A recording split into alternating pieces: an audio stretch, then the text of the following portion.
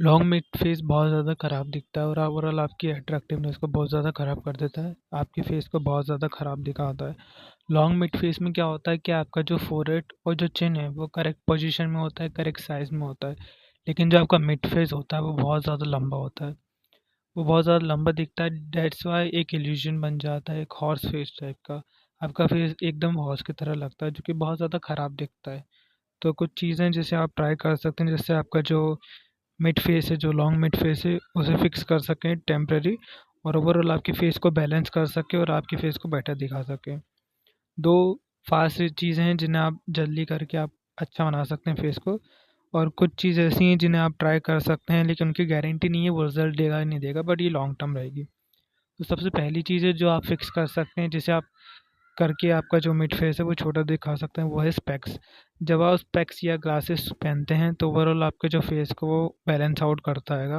आपका जो अटेंशन है वो मिड फेस से हट जाता है, क्योंकि जब आप कोई स्पेक्स नहीं पहनते हैं आपका जो फेस क्लीन होता है, कुछ भी चीज़ें नहीं होती एक्सेसरीज, तो ओवरऑल पूरा अटेंशन आपके मिड फेस पे ही जाता है।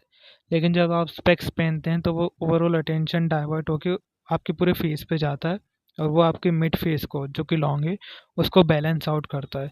और अगर आप बड़े फ्रेम पहनते हैं, थोड़े बड़े फ्रेम पहनते हैं स्क्वायर साइज़ के, तो वो और ओवरऑल अच्छा इल्यूजन बनाता है और बैलेंस आउट करता है आपके फेस को। तो अगर आपका लॉन्ग मिड फेस है आप स्पेक्स पहन सकते हैं। अगर आपको नंबर लगा है तो बेटर है, नहीं नंबर लगा तो आप ज़ीरो नंबर का ही पहन सकते हैं। इससे वो ओवरऑल आपके फेस को बहुत अच्छे से बैलेंस आउट करेगा। सेकंड चीज़ है मुस्टैच। अगर आपकी अच्छी डेंस मुस्टैच आती है तो आप उसे रख के अपने फेस को बहुत ज़्यादा अच्छा बना सकते हैं, क्योंकि लॉन्ग मिड फेस में क्या होता है कि आपका जो फिल्त्रम होता है वो भी लंबा होता है, जिस कारण से वो बहुत ज़्यादा ख़राब दिखता है। लेकिन जब आप उस जगह पे ग्रो कर लेते हैं तो वहाँ से पूरा अटेंशन जो होता है वो हट जाता है। तो ओवरऑल आपके फेस जो होता है मिड फेस वो बड़ा नहीं दिखता है। इसका सबसे बेस्ट एग्जांपल है अक्षय कुमार। अक्षय कुमार का मिड फेस जो है वो थोड़ा लंबा है, लेकिन जब भी वो मुस्टैच रखते हैं उनका ओवरऑल फेस बहुत ज़्यादा बैलेंस और बहुत अच्छा लगता है। थर्ड और फोर्थ चीज़ आप ट्राई कर सकते हैं, लेकिन इसका कंफर्म चीज़ नहीं है कि ये रिजल्ट देगी या नहीं देगी, स्पेशली अडल्ट में। तो वो थर्ड और फोर्थ चीज़ है म्यूइंग और थंब पुलिंग।